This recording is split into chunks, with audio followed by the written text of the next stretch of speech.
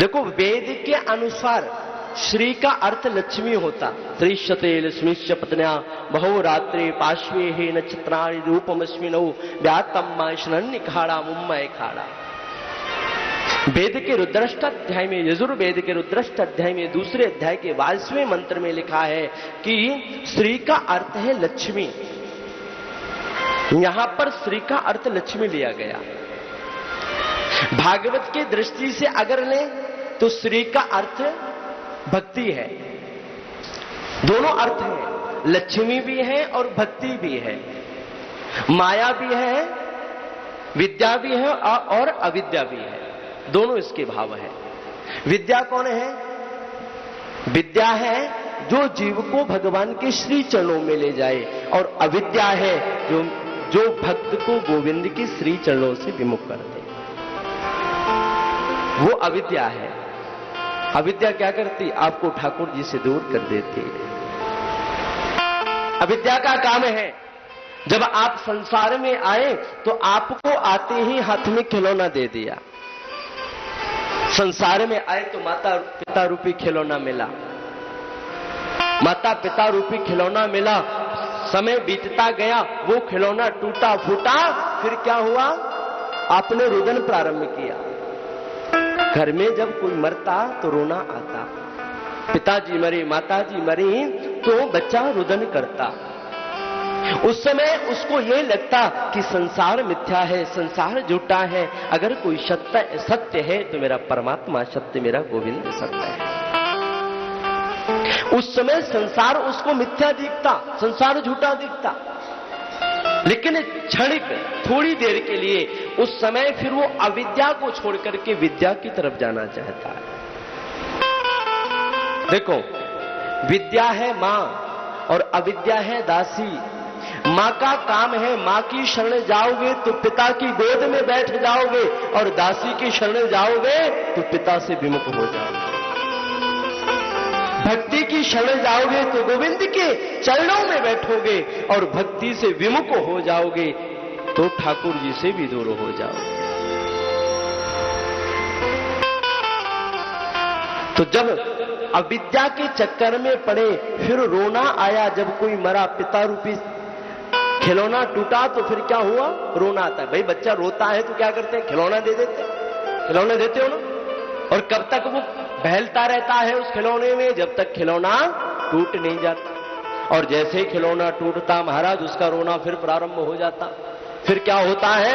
मां आती है, दूसरा खिलौना दे देती है। वही दशा हमारी है। पिता रूपी खिलौना आया तो भगवान ने क्या किया? अविद्या रूपी दासी आई और उसने आकर के क्या दिया? पत्नी रूपी खिलौना दे दिया। अब महाराज पत्नी रूपी खिलौना में लग गया। वो कब तक लगा? जब तक वो टूट नहीं रहा है। पत्नी रूपी खिलौना टूटा, पुत्र रूपी खिलौना मिल गया। महाराज इस तरह से हमारा सारा जीवन ही व्यर्थ हो जाता है। तो विद्या और अविद्या दोनों भाव हैं, और दोनों का ही अहंकार होता है। भक्त को अपने भगवान पर अहंकार होता है, और धनी व्यक्ति को अपने धन पर अहंकार होता है। भक्त को नाज होता महाराज भक्ति पर, और जो अहंकारी व्यक्ति होता उसको सांसारिक वस्तुओं पर नाज होता। श्री का अर्थ लक्ष्मी और श्री का अर्थ भक्ति दोनों लेना, और मद का अर्थ है अहंकार। अब देखो, अहंकार अनेक प्रकार के होते हैं। किसी को धन का अहंकार है, पैसा आया तो महाराज अहंकार आ गया। किसी को रूप का अहंकार हो जाता, महाराज थोड़ा सा ठाकुर जी ने सुंदरता क्या दे दी, अब तो अपने सामने किसी को देखता ही नहीं। किसी को बल का अहंकार होता, शरीर में अधिक बल है तो अहंकार आ गया। थोड़ी सी विद्या सीख गया, इंग्लिश बोलना सीख गया, तो महाराज उसको उसमें अहंकार आ गया। कि किसी को नाज है हुस्न पर, किसी को नाज है हुस्न पर, किसी को दौलत पे नाज होता है। किसी को नाज है हुस्न पर, किसी को दौलत पे नाज होता है। किसी ना किसी पर सबको नाज है, और हमें तो मां के बिहारी तेरी रहमत पे नाज। बोलो राधे राधे। नाज तो करो पर महाराज उसकी कृपा का नाज करो, अहंकार करो पर इस बात का करो कि हे गोविंद मैं आपका सेवक हूं, ठाकुर मैं आपका दास। अहंकार हो सज्जनों पर बस ठाकुर के भगत है इस बात का अहंकार हो, संसार का अहंकार नहीं होना चाहिए। अहंकार आए तो एक ही बात का है कि मेरे गोविंद सरकार हैं, मैं उनका सेवक हूं, मेरा मालिक तो वो बैठा है, सावरिया हमारा सेठ है और अमुष के चाकर है, इस बात का अहंकार। जब इस बात का अहंकार होगा तो महाराज कल्याण हो जाएगा। देखो अहंकार करना गलत नहीं है। एक तरफ तो अहंकार को क्या बताया गया, पतन का कारण बताया, और एक तरफ अहंकार को उद्धार का कारण बताया। अहंकार करते हो तो पतन भी होता और अहंकार करते हो तो उद्धार भी हो जाता। एक रज धूल होती, एक रज अगर आंखों में पड़ जाए तो क्या होता है, आंखें बंद हो जाती है, और वही रज महाराज अगर मस्तक पे पड़ जाए तो उद्धार हो जाता है। संसार की रज अगर आपके आंखों में पड़ती है तो आंखें बंद हो जाती है, और जब वो ही संसार की चरण श्री सद्गुरुदेव भगवान के चरण कमल रूपी मकरंद चरण कमल रूपी सरोवर में डूब करके निकलती है तो वही रज महाराज जीव का कल्याण कर देती है। उस रज से कल्याण भी होता और उस रज से पतन भी हो जाता। अहंकार अगर दुनिया का करोगे तो पतन होगा, अहंकार अगर भगवत कृपा का करोगे तो आपका उद्धार होगा। देखो रामायण में लखन लालजी महाराज ने भी अहंकार किया। एक कथा आती ना, लखन लाल जी को भी अहंकार आया। कहां पर आया, क्रोध भी आया और अहंकार भी आया। जब महात्मा जनक ने कहा कि मही वीर विहीन मही में जाने, अब तो लगता है इस पृथ्वी में कोई वीर रह ही नहीं गया। स्वयंवर के समय देश देश के राजा आए, किसी ने भी धनुष उठाने की तो छोड़ो, महाराज तिलवर भी धनुष को हिला नहीं लगे। राजा को लगा कि मैंने जो प्रतिज्ञा की इससे लगता मेरी बेटी जीवन भर कुंवारी बैठी रहेगी, मेरी बेटी का विवाह नहीं होगा। और महाराज आक्रोश में आकर के ये बात कह दी भरी सभा में, और ऐसी सभा में कह रहे हैं जिस सभा में मेरे राघवेंद्र सरकार भी बैठे हुए। महाराज मेरे राघव बैठे हैं, मेरे गोविंद मेरे सरकार को कोई मतलब नहीं, कोई अहंकार नहीं उनके चेहरे पे। उनके चेहरे से तो महाराज मुस्कुराहट नजर आ रही। लखन लाल जी से नहीं रहा गया। लक्ष्मण जी ने देखा जनक की इतनी हिम्मत, माखे लखन कुटिल भई भौ है, रजपट फरकत नयन शिरो है। तुलसीदास जी कहते जैसे लखन लाल ने सुना महाराज भृत्यां टेढ़ी हो गई, नेत्र लाल हो गए, शरीर के रोंगटे खड़े हो गए। ए जनक जरा सोच विचार करके बात कर। अरे रघुवंशुन में जय कोई होई, अरे रघुवंशियों का अगर कोई बालक भी बैठा है उस सभा में तो कोई इस बात को कहने का साहस नहीं करता, और तू तो साक्षात राघवेंद्र सरकार जिस दरबार में बैठे हो उस दरबार में तू इतनी बड़ी बात कहने का साहस कर रहा। अरे तो उनकी तो छोड़, अगर इस सेवक को उनकी आज्ञा हो जाए तो मैं ही इस धनुष की तो छोड़ो, तुम्हारे जैसे हजारों धनुष एक साथ उठा करके और ब्रह्मांड के हजारों चक्कर लगा सकता हूं, हजारों परिक्रमाएं कर सकता हूं। एक दो नहीं, हजारों। जिस प्रकार से मतवाला हाथी किसी कमल को सरोवर से तोड़ लेता है, और क्या उसको कमल तोड़ने में कोई श्रम महसूस होता, उसको परिश्रम होता है? कोई श्रम नहीं होता, कोई परिश्रम नहीं होता। उसी प्रकार से मैं ऐसे हजारों हजारों, एक की नहीं हजारों धनुषों को लेकर के हजारों परिक्रमाएं ब्रह्मांड की कर सकता हूं, पर मुझ पे कोई भी उसका भार नहीं होगा। जब ये बात मेरे राघवेंद्र सरकार ने सुनी तो सरकार को हंसी आ गई। ठाकुर जी मुस्कुरा गए, कहा तो कुछ नहीं, पर नजर से नजर की मुलाकात हो गई, लबों पर खामोशी और बात हो गई। भक्त भगवान की बातें तो महाराज आंखों आंखों से होती हैं, आंखों आंखों से दीदार हो जाता, दिखावा नहीं होता। वहां क्या हुआ, वहां मेरे ठाकुर ने सिर्फ इशारा किया और मुस्कुराए और मनी मन में कह दिया, इतनी हिम्मत है भाई, जितना तू बोल रहा है उतनी हिम्मत है तेरे अंदर। इतना फाड़ जितना धोबी सिल सके, भाई कपड़ा थोड़ा फटा होगा तो धोबी वो दर्जी सिल सकता है, रफू कर सकता है। ज्यादा कपड़ा अगर चीथड़ा कर दोगे तो दर्जी का बाप भी उसको रफू नहीं कर पाएगा। तो लखनलाल जी जब ये बात सरकार की सुनते हैं तो लखनलाल जी बड़ी सुंदर बात कहते हैं यहां पर। बोले ठाकुर मैंने अपने दम पर कहां कहा, मैंने अपने बल पर कहां कहा, यह अहंकार मेरा कहां है, तो प्रताप बलनाथ है। अगर आपकी कृपा हो जाए तो ऐसे धनुषों को एक साथ उठा सकता हूं। आपकी कृपा होनी चाहिए, बस आपकी कृपा चाहिए, तो प्रताप है। कहने का भाव सज्जनों, अहंकार तो करो पर उसकी कृपा का अहंकार करो।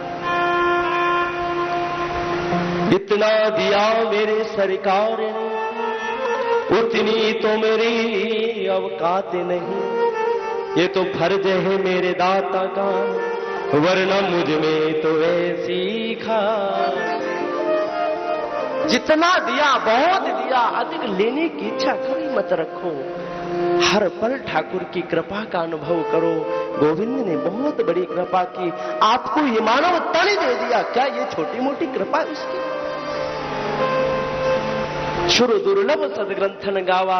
अरे महाराज, जिसको ग्रंथों ने देवताओं के लिए भी दुर्लभ बताया, वो मानव तन मेरे गोविंद ने आपको सहज दिया। ये ठाकुर की कोई छोटी मोटी कृपा नहीं हो सकती। देखो, भगवान की कृपा भी सज्जनों दो प्रकार की बताई गई। एक तो होती कृपा और दूसरी होती अति कृपा। कृपा तो जीव पर सहज ही ठाकुर की है। आपको जन्म मिला, ये ठाकुर की कृपा है। और अति कृपा तो महाराज उसे कहते हैं, गोस्वामी तुलसीदास जी कहते हैं कि अति कृपा वो है कि जब आपको भक्ति का मार्ग प्राप्त हो जाए तो समझ लेना मेरे गोविंद की अति कृपा पर हो गई है। जब भागवत की कथा सुनने को मिल जाए तो समझ लेना कि आप पर ठाकुर की अति कृपा हो गई है। कि अति हरि कृपा जाहि पर होई, पाव देह यह मार्ग सोई। तुलसीदास जी कहते हैं, जब जीव पर अति कृपा हो जाती तो जीव को सहज ही हरि का मार्ग प्राप्त हो जाता, गोविंद का मार्ग प्राप्त हो जाता। मेरे ठाकुर को परम अकारण करुणा व ऋणालय कहा जाता। भगवान का एक नाम है, परम अकारण है, करुणा व ऋणालय है। अकारण ही करुणा कर देते, और अकारण वो जो करुणा है वो ही महाराज अति कृपा है ठाकुर की। आप पर अकारण करुणा हुई और अकारण करुणा के प्रताप से आज आप यहां श्रीधाम वृंदावन पधारे। देखो, जब उस ईश्वर की अकारण करुणा हो जाती, अति कृपा हो जाती, तो बड़ा से बड़ा दुष्ट व्यक्ति भी दुष्टता को छोड़ करके ठाकुर की। इस पर एक भक्त का बड़ा सुंदर चरित्र आता। भक्तमाल में कथा आती भक्त कंडप्प की। शिकारी भक्त था, शिकार किया करता था। बात समझना, समझ में आएगी, बड़ा सुंदर चरित्र है। शिकारी राजा का बेटा, अब बाप जैसा होगा बेटा तो वैसे ही होगा ना। महाराज, इतना क्रूर बाप, इतना क्रूर कि हजारों हजारों पशुओं को एक दिन में ही मार जाता है, जीवों को एक दिन में हत्या करता है। वही लक्षण बेटे में आते गए और एक दिन इतना बड़ा शिकारी हो गया कि उसके नाम पर भी लोग डरने लगे। बच्चे दूध नहीं पीते तो माताएं कहती दूध पी ले, नहीं तो कंडप्प आ जाएगा। महाराज बच्चे दूध पीना प्रारंभ कर देते, जरा सोचो कितना भयंकर नाम रहा होगा उसका। एक दिन की बात है, एक जंगल में आया और आकर के बड़ी जोर की प्यास लगी। कंडप को प्यास लग रही है, साथ में उसके मित्र थे। मित्रों से कहा बड़ी जोर की प्यास लगी है। मित्रों ने कहा भाई सामने एक सरोवर है, चलो मैं चल करके जलपान करेंगे। सब लोग आगे बढ़े, सरोवर में पानी पिया। अब देखो ठाकुर की कृपा उसको खींच रही है, सरोवर का पानी पी रहा है और अचानक उसको सुंदर सा पर्वत दिख रहा है और उस पर्वत के ऊपर एक मंदिर बना हुआ है। मन में विचार आया, अब भाई आज तक जीवन भर हमने किसी मंदिर में किसी देवता का दर्शन नहीं किया। आज उसके अचानक मन में यह भाव आया कि चल करके क्यों ना इसका दर्शन कर लिया जाए। दर्शन करने के लिए ऊपर जा रहे हैं। जैसे महाराज ऊपर गए हैं, आज मेरे गोविंद का ऐसा जादू हुआ उस भक्त पर, ऐसा मेरे गोविंद ने चमत्कार किया। उसका मन जहां विषयों में लगा हुआ था, सांसारिक वासनाओं में लगा हुआ था, उस क्रूर का मन भी मेरे ठाकुर ने अति कृपा करके उसके मन को भी सात्विक बना दिया। बस दर्शन करके एक झांकी देख करके घर आया। अब तो महाराज किसी काम में मन ही नहीं लग रहा, न तो चैन है न करार है, रात को नींद नहीं आ रही, बस उसी झांकी का दर्शन हो रहा है। उस झांकी का महत्व वो कंडप दर्शन कर रहा है। मन में उसको ऐसी बेकरारी उत्पन्न हुई, शरीर में ऐसा ठाकुर से मिलने का ऐसा भाव उत्पन्न हुआ। अर्धरात्रि के समय महाराज राजकुमार है, राजा का बेटा है, कुछ साधारण नहीं था और आज अपने घर को छोड़ करके मेरे ठाकुर की तरफ जा रहा है। इकलौता बेटा है, एक ही संतान की उस राजा की, और ठाकुर के मंदिर में जाकर के बस सब कुछ त्याग करके साधुओं का जीवन जीने लगा। राजा को पता चला, बड़े बड़े सेवक भेजे गए कंडप को वापस करने के लिए। कंडप ने एक ही बात कही, अगर पिताजी मुझे सुखी देखना चाहते हो तो बस मुझे मेरे सामने सरकार को देखने दो, गोविंद को देखने दो, कुछ और देखने की इच्छा नहीं है, कुछ और देखने की आवश्यकता नहीं। महाराज पिता को वापस कर दिया और उसका नित्य का नियम बन गया। ठाकुर को नित्य प्रति फल लाता है और उसका नियम कैसा बना, नित्य आए और अपने केशों में, बड़े बड़े विशाल केश हैं, केशों में क्या करता है, फूल के गुच्छे खोस लेता है, फूल होते हैं ना, उनको केशों में लगाता और मुंह में पानी भर लेता और आकर के ठाकुर जी के ऊपर कुल्ला करता है। अब देखो महाराज यह भाव की प्रधानता है, उसका भाव इतना साफ है कि मेरे गोविंद जिस प्रकार से देवताओं के दुग्धा अभिषेक से मेरे ठाकुर जितने प्रसन्न नहीं होते, उतने प्रसन्न मेरे गोविंद उस कंडप के मुंह में पानी भर करके जब ठाकुर के ऊपर कुल्ला करता, मेरे गोविंद आनंद से नाचने लगते, मेरे ठाकुर आनंद से नाचने लगते। केशों में, जो केशों में पुष्प लगे ठाकुर को चढ़ाता है, हाथ में जो फल है वो ठाकुर को चढ़ाता। इस कृत्य को एक दिन क्या हुआ, पुजारी जी ने देख लिया। जैसे देखा महाराज पुजारी के तो नेत्र लाल हो गए, दुष्ट कहीं का ऐसी दुष्टता करता है। अब तो महाराज गांव वालों को बुला करके और आज भक्त को बेइज्जत करके उसको मंदिर से बाहर कर दिया गया और ये भी कह दिया आज के बाद अगर तू मंदिर के अंदर आया तो तेरे लिए अच्छा नहीं होगा। अरे ठाकुर के ऊपर कुल्ला करता है। भक्त की बेइज्जती हुई। सज्जनों मेरे गोविंद आज भूखे ही रहे। मेरा ठाकुर अपनी बेइज्जती तो स्वीकार कर